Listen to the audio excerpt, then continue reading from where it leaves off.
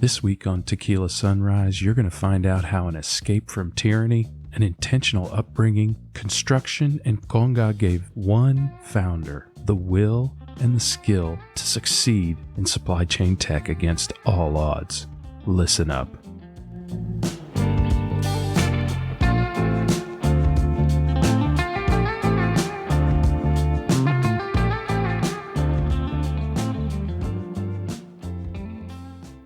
It's time to wake up to TECHquila Sunrise, where, without the aid of tequila, unfortunately, we open your eyes to how tech, founders, and venture investing ticks. Focused on supply chain tech every week at this unholy hour of the day. So if you want to know how tech startup growth and investment is done, join me every single week for another blinding TECHquila Sunrise. Greg White here from Supply Chain Now. Always happy, never satisfied, willing to acknowledge reality but refusing to be bound by it.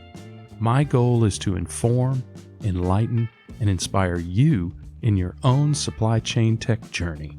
Subscribe to TECHquila Sunrise on Spotify, Apple Podcasts, Google Podcasts, or anywhere else you get your podcasts so you don't miss a thing.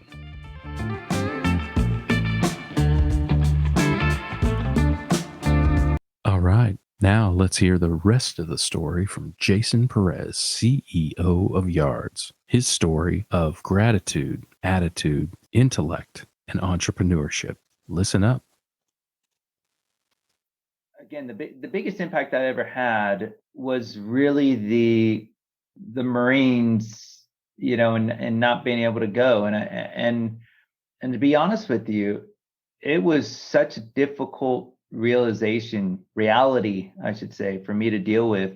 It took a long, long time. I think, you can be wounded and still move forward. And I think I was heavily, heavily wounded for a very long time. And I kept on adapting. I thought there was a way that I can still make that path happen in my life. So I went from, all right, well, I'm not going to go Marines intelligence. I'll just go to an intelligence agency. And then I go and I meet with these people and I'm like, I don't know if I really like these people and what they're telling me. And I don't know if I want to get involved with this anymore. Right. Yeah. And so you just get your whole life flipped upside down and it's wounded, you're wounded. So how'd you get past that? Because I know you said it took a while, but did you just power through, or did you find that next thing? Did you give yourself a kick in the ass, or what? I think part of maturity is understanding the things that aren't supposed to happen. And I think it wasn't until I hit a point where I realized this just isn't supposed to happen for me. I need to move in a different direction. And when I did that, when I finally said, hey, I'm committed 100% to construction, I was out of the hole.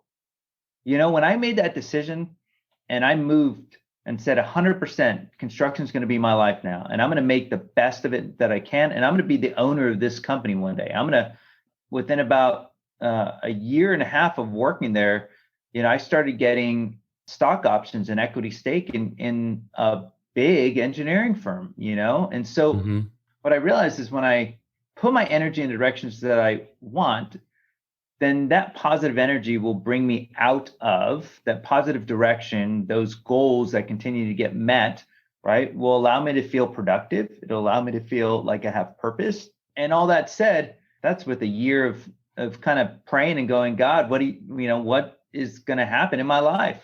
Where am I supposed to go? What am I supposed to do? And I think, I was the one not listening. I was the one going, God, I want to go this direction. I want to go this direction. I want to go this direction. Instead of like, hey, you know what? Just be the best.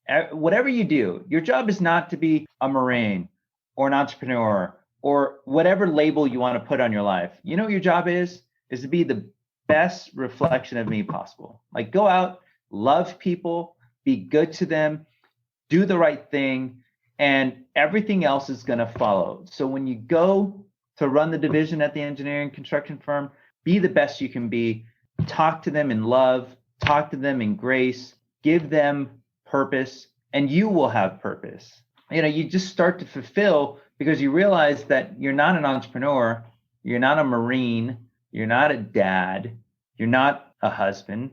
For me, like my goal is to be a loving human being. That's my goal. And I can accomplish that no matter what I'm doing. If tomorrow YARDZ is gone, which obviously our investors wouldn't like, and It's I not don't think that, happening. yeah, I don't think that's happening. But if for whatever reason the whole world got flipped upside down, I can still be a loving human being. That's Yeah. what I can do.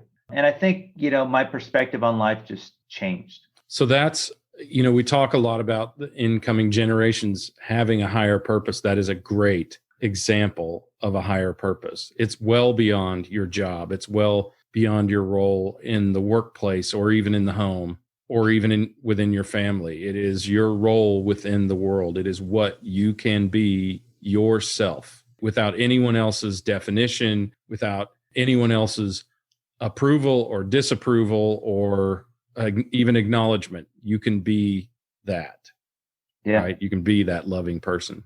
that's right. Man, you are a philosopher, dude. I'm telling you. that And a good one was too. a fourth major for me, by the way. Oh, is that right? So I heard, wait, let's go back there real quick.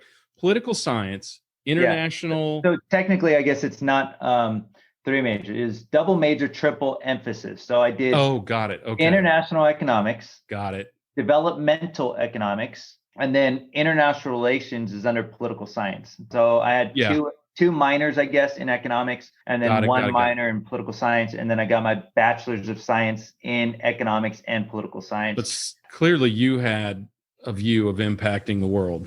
Yeah, 2 classes away from a third major, not an emphasis or minor, philosophy, believe it or not.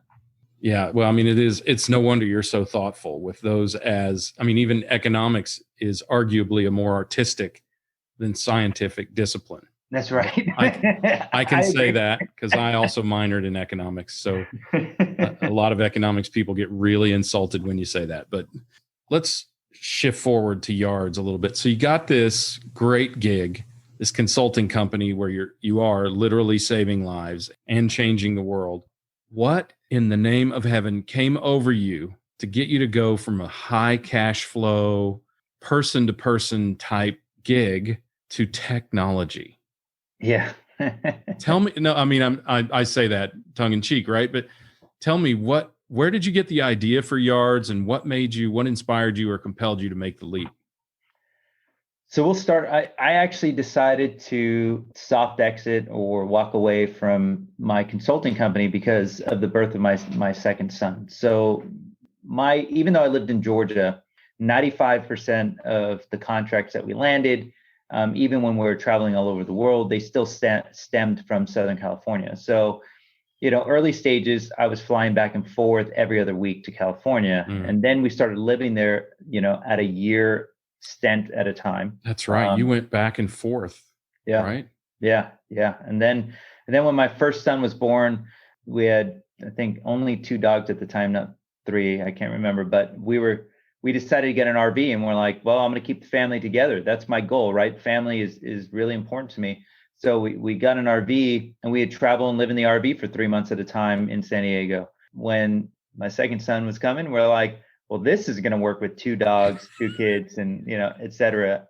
In a fifth wheel, I assume, or something like that. Yeah. It was a Class A Tiffin. Oh, okay. So it was pretty good size, but so it like a matter. bus type, right? Yeah, like a bus. So at that point, it was okay. This isn't going to work. So we got an apartment. My wife and I are originally from California, right? That's where we met. We were high school sweethearts. So we got an apartment out there, and my second son was born there in San Diego.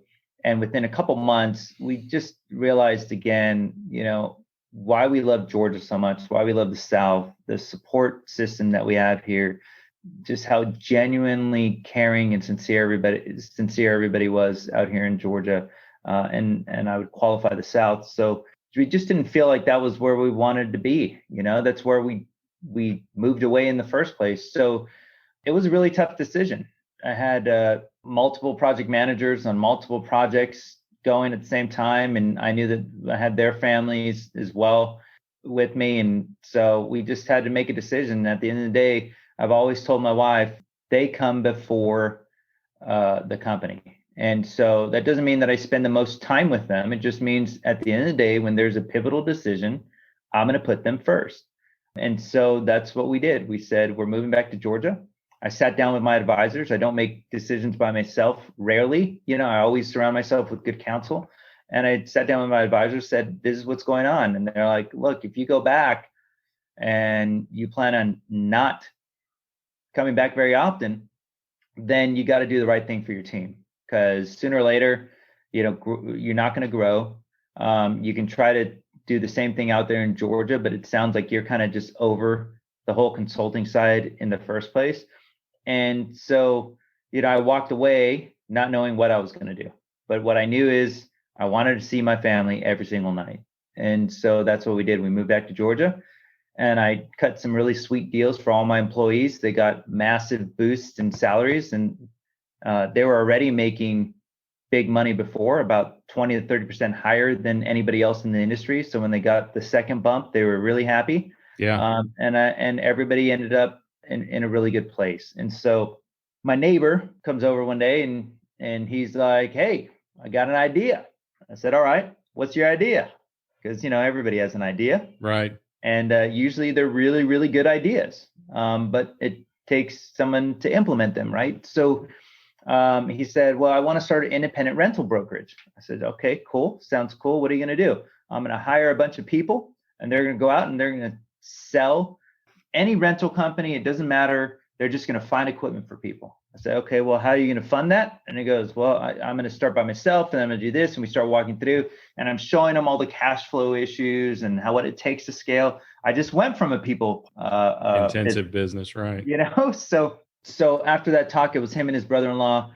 I think they went back and they're like, they either said Jason's a jerk or Jason's smart, but I'm pretty sure it was the first one. Jason, maybe both. Yeah. He's really smart, but he really dashed my dreams. So I tell him, a couple of weeks later, I'm like, hey, if you ever want to do tech around this, I think there's some viability there, but I don't know the market enough.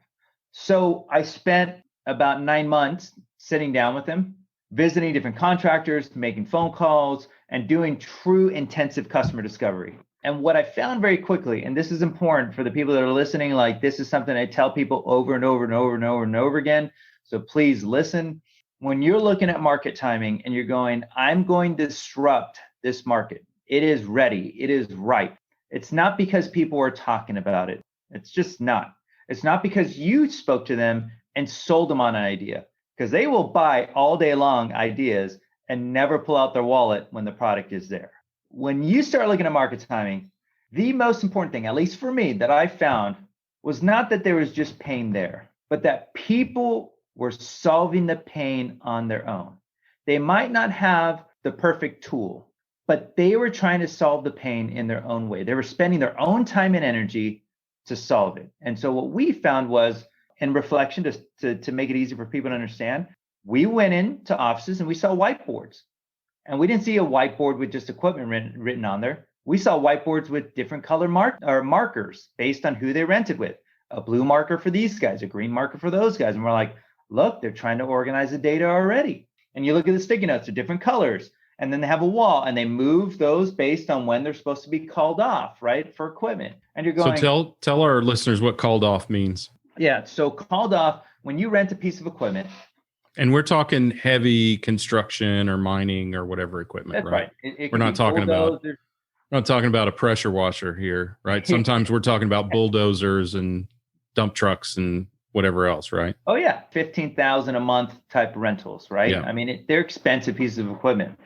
So when you rent a piece of equipment, they're going to send it out to your job, and then you're going to say, hey, I want to rent it for 3 weeks. And they're like, cool, sounds good.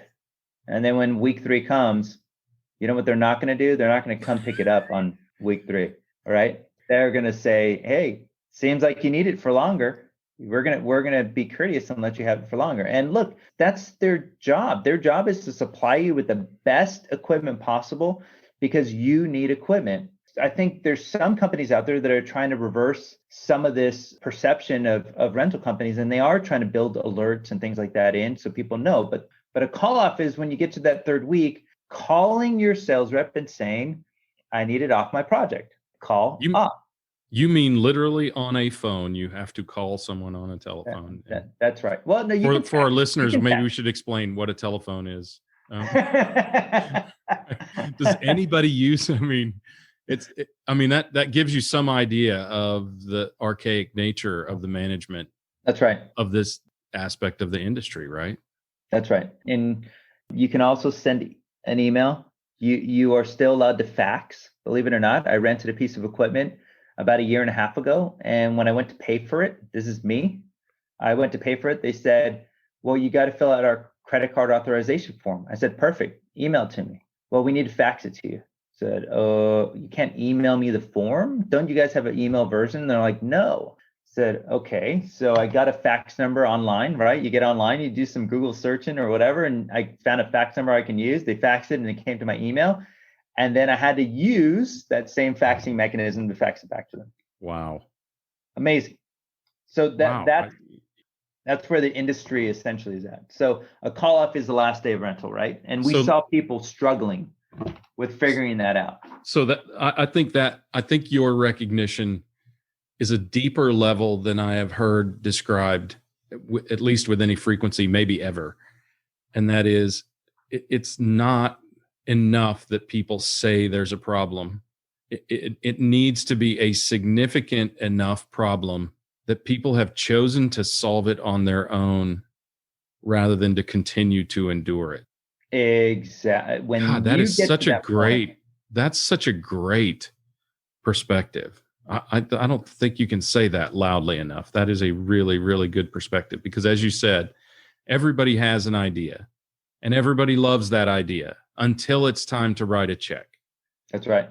And the truth is, when you're searching for solutions, people don't run towards ROI. And you and I have had this discussion, right? Mm-hmm. I have this discussion frequently. It was a harsh awakening for me as a solution provider. People don't run fast toward ROI. They run fast away from pain. That is probably the best enunciation of that concept that I've ever heard. That's really good. That was a really mature awakening, and probably driven a lot by your experiences of being a consultant. Yeah. Wow.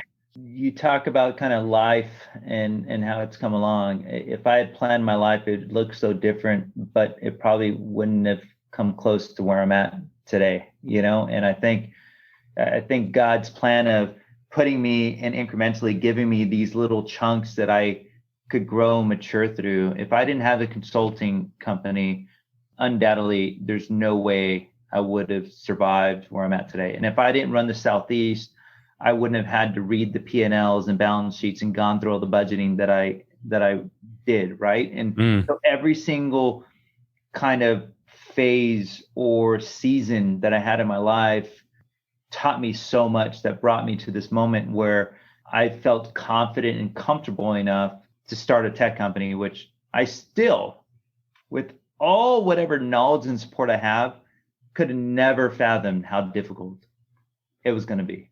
But at least you internalized all of those experiences. I think that's another good lesson for people to take away here is, you might not like what you're doing now, and it may not be what you want to do long term, but there is something you can learn from it. And to consciously and intentionally internalize those learnings is so, so valuable.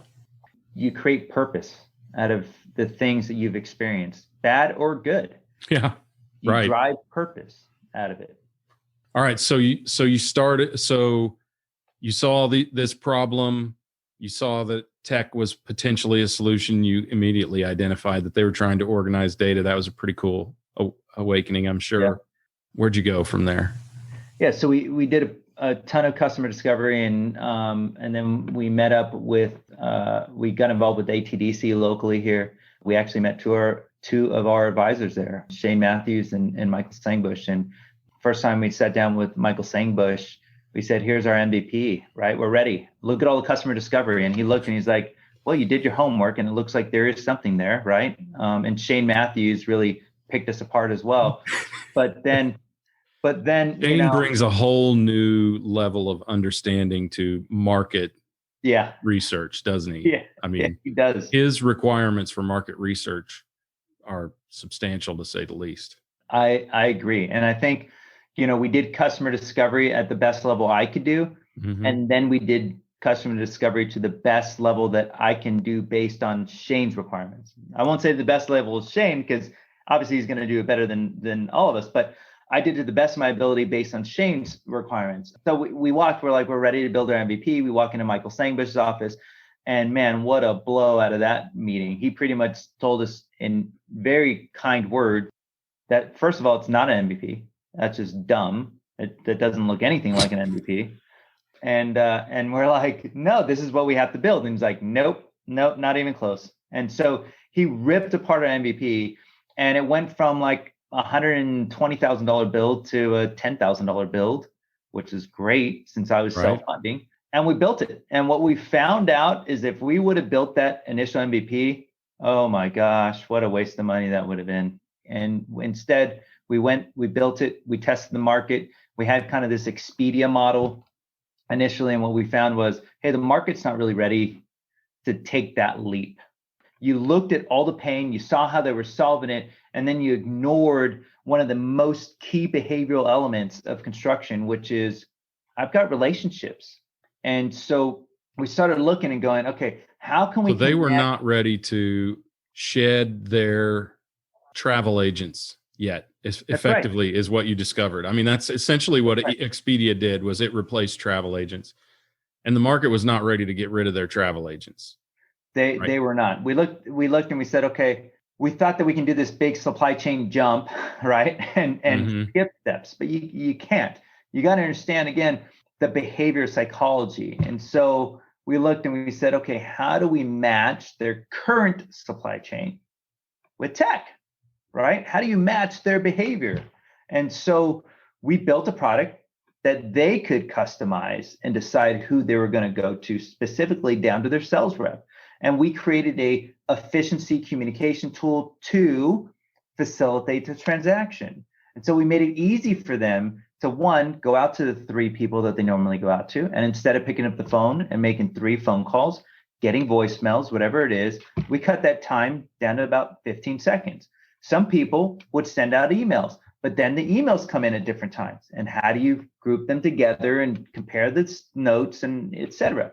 So what we did was we made a quote board, right? It looks just like their email, but it comes in, and guess what? It's all of them come in one place. They don't have to search through a bunch of stuff. One quote has all 3 responses. And so we started to really, again, match the tools that they use day to day. That's a great description of MVP, is essentially automating what arguably was a suboptimal process, which must have pained you slightly being a consultant by trade, right? Yeah. But you got them to the next level of maturity. And clearly, if you came in with $120,000 worth of development on it, what you called an MVP, you had a vision to the future of what this thing could be. Would you say that's a fair guess? Yes. Yeah. Yes, 100%. But it doesn't matter what I want. It doesn't matter what vision, is to come. It's kind of like I really enjoyed the Zombieland movies. I don't know if Greg, if you watched any of those. I feel like I've wasted part of my life not watching those. I've tried, but only in kind of catching them already started. But I feel like I ought to go back and watch those. Yeah, they're funny. It's kind of like the Dumb and Dumber type idea. You either like it and get it, or you don't and you don't, right? So Woody Harrelson, right? That's right. And that's right. I can't remember who else. I'm really bad with. I know. With names. I really get into movies to the extent that I don't remember who the actors are. Yeah, right. But I can tell you, it's funny because on the second one that came out this last year, they're sitting there and they're talking and they're like, I've got a great idea for the future. What if you get on your phone and you push a button, and it's like when you've been drinking so much you can't even drive and you don't even know what's going on, but you can push a button and a stranger will grab you, put them in their car, and they're going to drive you home, right?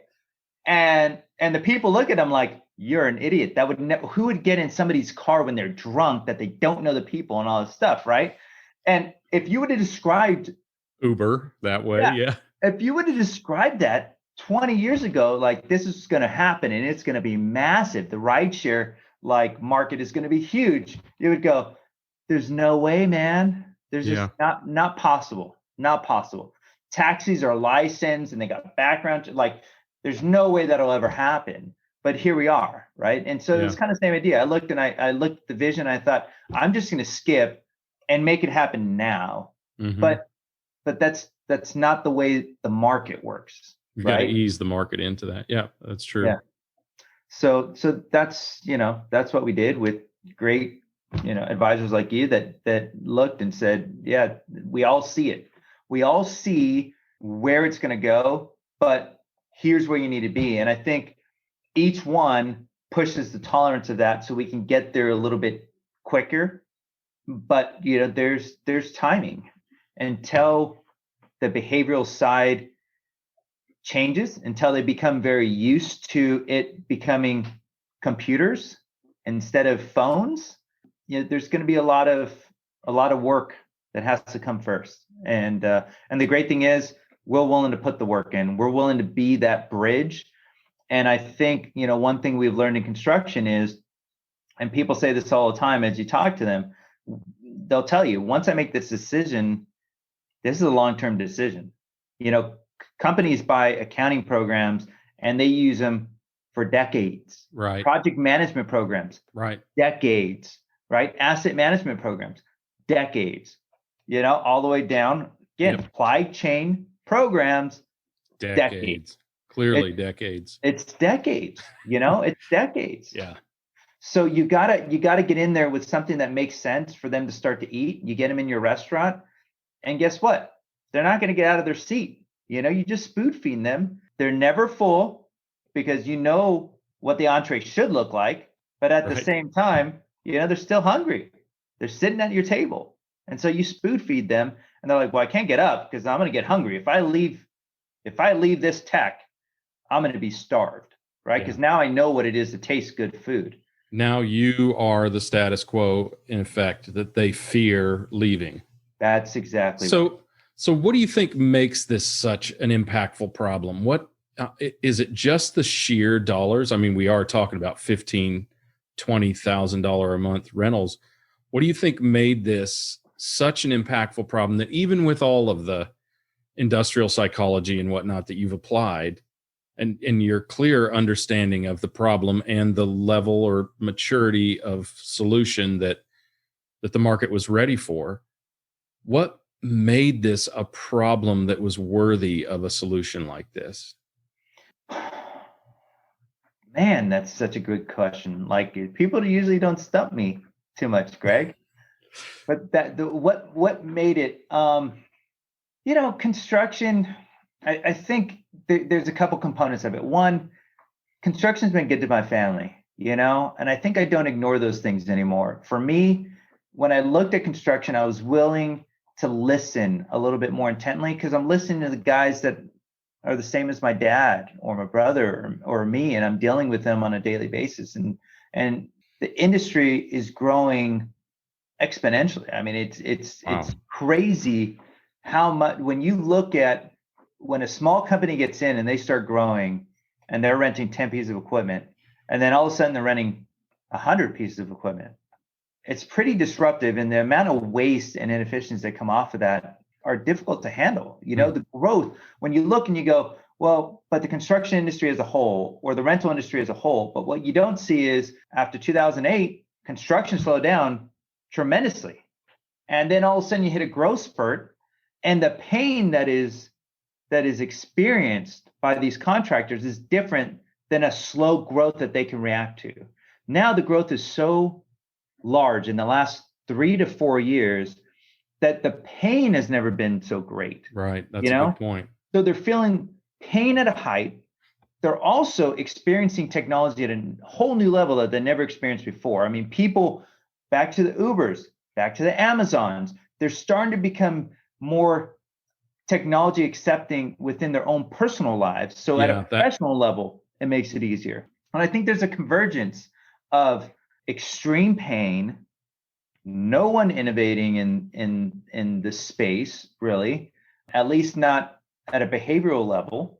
And then, technology really being accepted within people's personal lives. And a little bit, I'm not going to say a change of the guard, because if you look, the average age of construction workers, really, it's kind of just grown. So it went from like, I think the late 20s, 29 to 30, and now it's like 41 or something. So, the average age is kind of grown. You would think that there would be a new turn of youth coming into that industry, but it hasn't.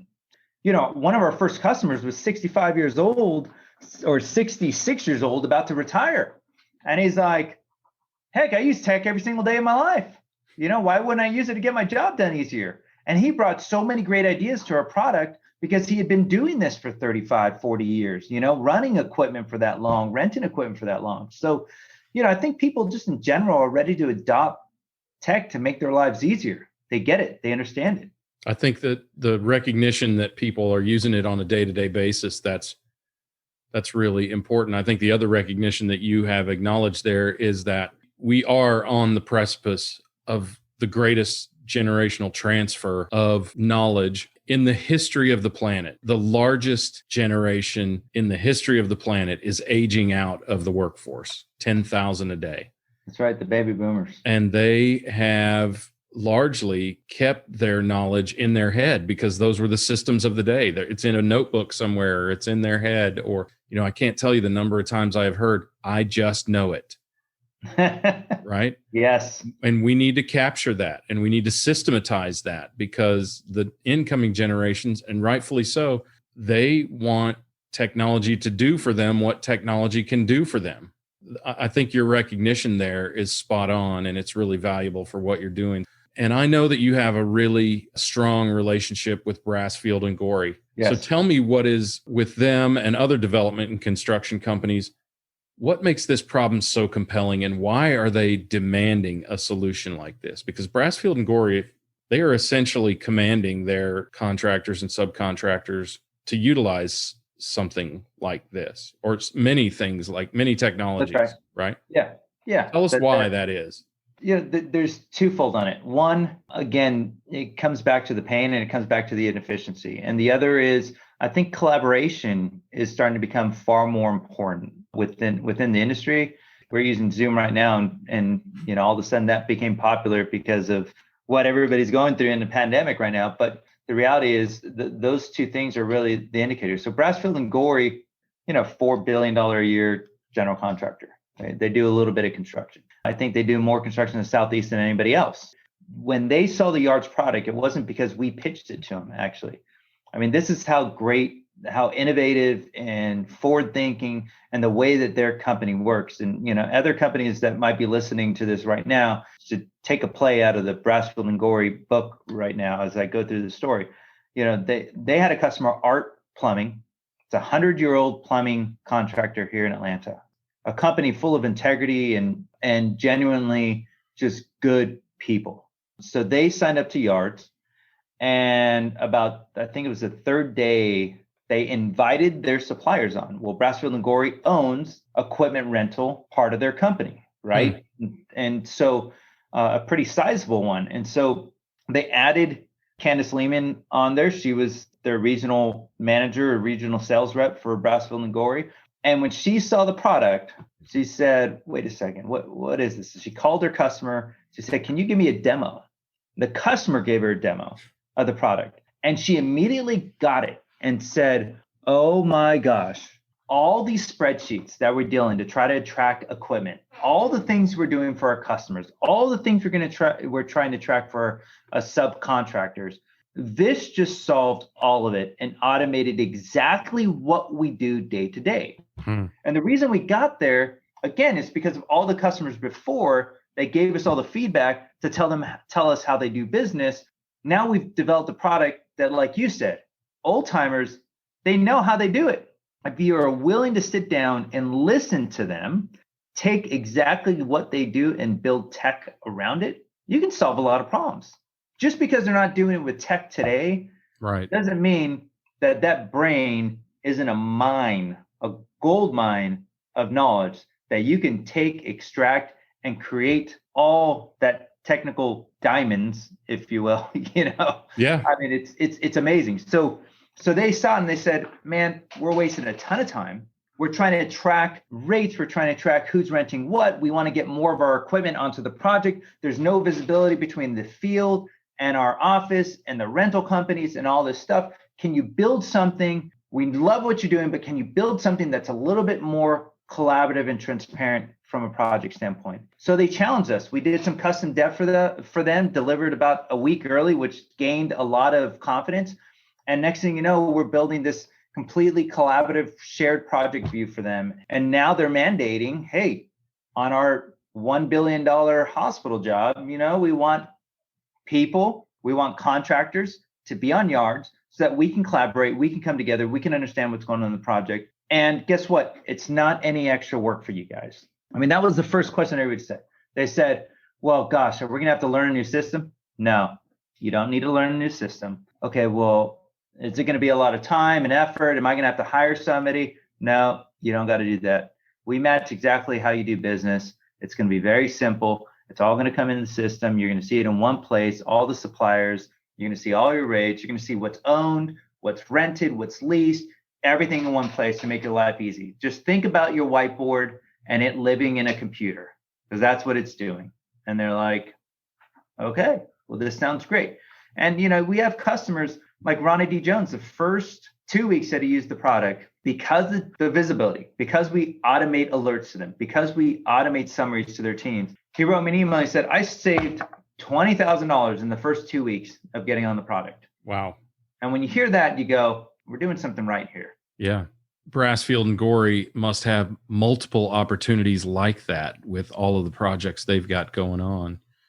And as you said, as the pace of the industry quickens, the exposure of those kinds of costs and inefficiencies, they just multiply exponentially as well, right? Instead of one $15,000 piece of equipment sitting there for an extra 3 weeks, so you pay another 15 grand, you got it on 10 or 15 or 20 sites. That adds up really, really quick. So I get why they're so into this. Well, and they're doing it for the customers. They're doing it for the customers because right. A lot of their projects they're negotiated in. So it's not like they're out there putting a hard price to it and trying to increase the profits. They're trying to reduce the cost for their customers. And again, they're incurring a cost for themselves so that they can be better for their customers. And I look and I go, gosh, that's exactly who we are. We will incur cost ourselves so that our customers have a better experience. And I think that just trickles down through all the different cultures of who we want to be, who our customers are, and it's just, and where the industry needs to go, right? The industry needs to go, right? It's not about what's in it for me, because if that's the only way we're talking, the only way we're looking, and I feel like a lot of conversations I have with different entrepreneurs and partners and things like that, you start talking to them and it's, well, what do I get? Well, I think that's the wrong question. Usually my first thing is, hey, what can I do for you? Mm-hmm. Tell me what I can do for you. So, all right. So let's shift gears a little bit, because I think I'd like to consolidate some of your insights so that we can share them with our community. So you've shared so much, and I think we can refer people to a lot of that will help them as they are either developing solutions for their own, selecting a solution provider, or even hoping to build and grow a solution company of their own. So let me ask you this. What do you wish you had known earlier in life, either earlier in startup life or earlier in your life in general? And what do you think that might have changed? Earlier in life, I think something you said, which is just be you. You asked shortcomings that, might work out. For me being me, I think we have to have some grace for ourselves. We need to look and go, hey, this is who we are, and I'm going to leverage my strengths. And where I don't have strengths, I'm going to find good people around me. From a life perspective, I wish I would have done that a lot earlier. I wish I would have had grace for myself a lot earlier. From a founder perspective, man, I wish I would have had a tech founder a lot earlier. To start a tech company without a tech founder, the toughest thing I could have ever done. you need both. You need the business guy. You need the guy that thinks strategically in sales and really looks at the behavior and understands product. But if you don't have somebody building out that tech that has a passion to create that vision, it is just so hard.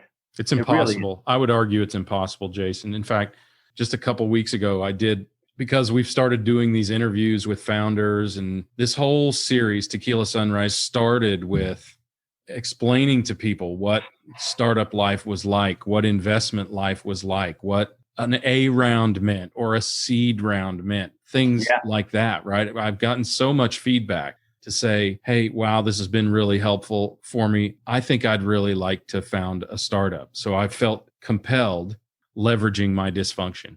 I felt compelled at that point. Your order. To share. That's right. To share with people, okay, you think you want a startup? This is what it really means to have a startup. And that is one of the must-haves. You must have a two-headed dragon, right? Yes. You must have a sales, visionary, subject matter expert, whatever you want to call it. And you must have a tech founder. You literally cannot go anywhere near where you need to go as a company without that. And you've experienced that. I mean, I think that hindered you somewhat early on, but now you've got that. I know you can see the acceleration that it's given you, right? But yeah, it is an absolute must. That is an absolute must. If there's anything I want anyone to take away, it's that. Find yourself a geek. Yes. Right? If you're not one, find yourself one. And if you are one, find yourself a huckster, a visionary huckster salesperson, and learn to tolerate and exist with one another because you need each other. That's right. That's perfectly said. Anything else? There has to be. I mean, I don't want you to go through the whole list. I think we'd all die of old age, right? Anything else that comes immediately to mind that you think is a critical insight for founding and growing a company that could help? The number one thing, period, hands down. I cannot emphasize this enough. And you know this, Greg. Advisors. Get people around you that have done it before, and get a wide array of people good at sales, people good at tech, people good at startup, people good at accounting. It doesn't matter. Like, you got to build that C-suite team for you, because none of us, I don't care how smart you are, none of us are smart enough to forecast all the different things you're going to go through. And in some cases, Greg, you're really good at this. In some cases, you just need somebody to tell you, hey, I believe in you, right? Like you've said, hey, everything is going to be okay. You're going to get to the other side of this. I know this situation sucks, but wait a month and it'll change. So I think you got to have good people around you that are true advisors that can hold you accountable, and be there for you, and take those 3-month sprints, have real objectives and shoot for them, because you need wins. You need to be able to look at those 3 months and go, look at all I accomplished, and feel good about that, because the end goal, the vision, it could be 10 years down the line. So if you're not celebrating 3 months increments and holding yourself accountable, then you're never going to know. That's a really good heads up. You are, as smart as you are, you're not smart enough to do this on your own. And at the very least, you might be smart enough to do it on your own, but why continue to stick your foot in the mud when somebody can say, don't step there? That's right. Right. 100%. That to me was so valuable. And frankly, I learned it the hard way, which is why I bet, as you know, I am so adamant about that, is don't try to go it alone. Right. Yeah. Yeah, that's really powerful. And I appreciate you sharing that. And I'm glad that you take that away. And I'm really encouraged by the number of successful entrepreneurs who really feel that way. Yeah. And if they don't feel that way at first, they feel that way eventually. All right. So let's go a little bit broader here. I want to, as we kind of start to wind down here, the world is a different place than when you and I first started working together, which was about 1.5 years ago. Yeah. Now, right? Yeah. Maybe more than that now. I can't even remember. Tell me about some things that you you are completely at peace about, or that you are curious or concerned about right now? And I mean, world, work. Yeah. Well, I'm really at peace at where I'm at with my family. I really am. Even some of the nights that I might spend a little bit late at the office, I know that I'm still going home every night to them, and I'm just so encouraged every time that I get home and I go, man, I'm here and not on a plane or in a hotel somewhere. I've been blessed to be able to make that decision. Boy, I don't know if I'm allowed to talk about things that are kind of disruptive. I mean, I come from a Cuban family, so it's been kind of a little bit of a turmoil situation here for the last 8 months. Just looking at a country that was, so hopeful and provided such a great place for, my Cuban family that didn't speak the language to be able to come over here and create the life that they did.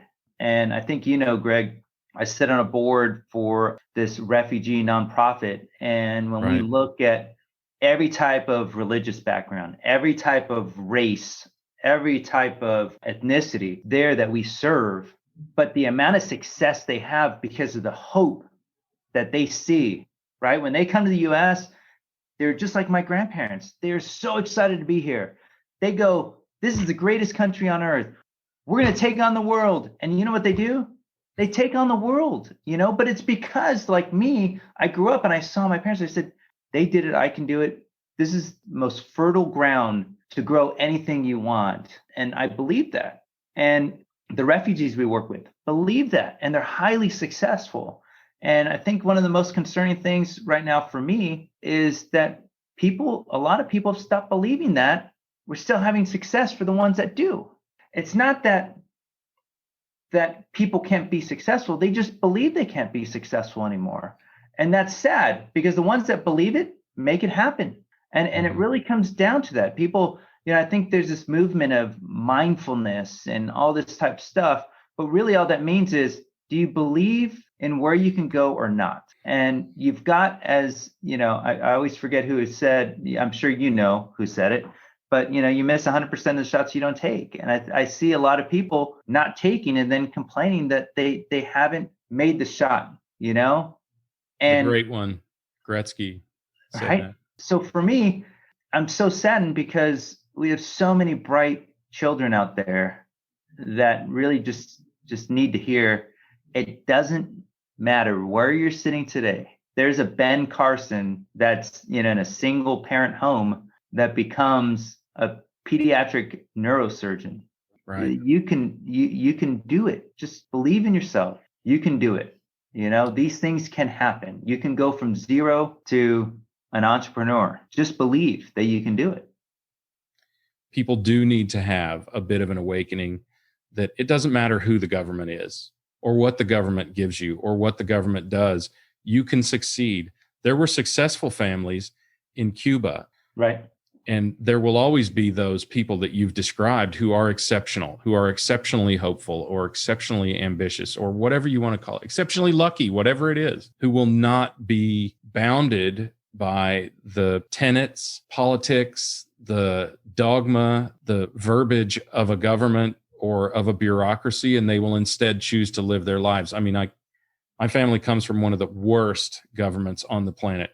Argentina is literally the only country in the world who has reached first world status and then receded back to emerging nation status. Wow. The only country in the entire world ever. And there are people who are plenty successful in one of the worst economies on the planet. Yeah. I feel like people need that encouragement. They need to hear what you've said. They don't need to necessarily change. They just need to recognize, and they need to reach the level of comfort and hope that you have and that your family has that has allowed you to hit or find or seek the American dream. Well, you know what I love about what you said, Greg? Ignore the politics. Like when my parents, grandparents came over, I don't even know who was in office. Yeah. I don't think it really matters who was in office. They were just grinding every day, and they go, look, if you have a good product and classic form, my grandfather started a landscaping business, right? Because that's easy to start. The one thing he taught me was, look, I started a landscaping business and it took the same amount of time to ask my neighbor if he wanted me to mow his lawn as me to be in Beverly Hills and knock door to door and ask, right? And so I knocked doors in Beverly Hills. That's where I knocked. And so he did really well. He went to where the money was at, right? Right. Why did Al Capone rob banks? Because that's where the money is. That's the money. So, yeah. So, my point to this, though, is I've never looked and said, who's in office? Because that's going to determine whether or not I'm successful. So I just haven't. Does it affect other things? Of course, from a political standpoint and government, socioeconomic, all these other things, taxes, whatever it might be, you can look and go, I'm going to be affected one way or the other. But whether Jason Perez is going to wake up and make YARDZ successful, I don't care who's in office. Doesn't matter to me, because I'm looking and going, I'm going to put every effort I can to make this happen. And Lord willing, I get blessed and all my work pays off. If you can grab some people from the inner city and bring them out to listen to a couple refugee stories that came from Africa within the last couple, years, started their own business, not knowing the language, are Muslim, et cetera, et cetera. And you go, well, on paper, this guy shouldn't succeed. Right. Wildly successful. You go, what's wrong here? Well, part of it's because they help each other. They love each other, And you don't want to fall into believing the hype that you are helpless or you are hopeless. I do believe that regardless of the system, you can be successful. I told my daughters ages ago, your success is not dependent on the government. It is not dependent on what the government gives you. It is dependent on your initiative and on your desire to be exceptional. Agreed. And I hope I can translate the same to my kids, man. That's tough, that's man. The reality. So, all right. So let me ask you one final question. And that is there anything you'd like to share with our audience that we have not talked about? Tidbit of wisdom, philosophy, thought, anything I've missed, or you just feel compelled? I mean, the only thing I'd say is I haven't thanked Brian Macaluso, who's on our advisory board. I mean, that's important. I can't leave him out, or Rick Hernandez that came in early and contributed so much, Shay Evan or Perry McWaters. There's just so many people to be grateful for. Gratitude's the attitude. If you live your life that way, you're not going to regret it. There's a couple things you'll never regret: spending too much time with your kids and being too thankful. That's very good. Very good. Thank you for sharing that. I really do appreciate it. People are going to be asking something more like, why did Jason spend 2.5 hours? I don't even know how long we've been doing this, but it's been great. And I really enjoy talking with you, of course, always. And I really admire what you're doing, not only with YARDZ as a professional and as a founder, but also how you're balancing that with your family life and work life. And, all the best to you and your family, and particularly your father. And just big thanks for being here with us. Jason Perez, CEO and founder of YARDZ. Great having you with us. So much to take away here. I'm not even sure how to compile all this, how to break it down. There's just a lot here, and I really appreciate you sharing it with us. And I know that our community is really going to love it. So thank you again. Well, I'm honored to be on. I really am. Thank you, Greg. All right. That is all you need to know about supply chain tech for this week. Don't forget to get to supplychainnow.com for more Supply Chain Now series, interviews, and events. And now we have 2 live streams per week, the most popular live show in supply chain. Supply Chain Buzz is every single Monday at noon Eastern Time with Scott Luton and me, or maybe even somebody else. Plus, our Thursday live stream to be named later, where we will bring you whatever the hell we want. Hey, thanks for spending your valuable time with me. And remember, acknowledge reality, but never be bound by it.